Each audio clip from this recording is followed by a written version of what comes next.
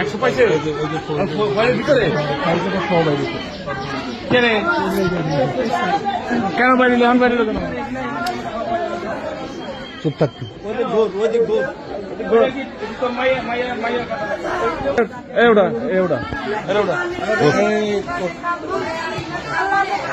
আপনার নাম কি? নাম কি? আরিফুল ইসলাম। বাড়ি কই?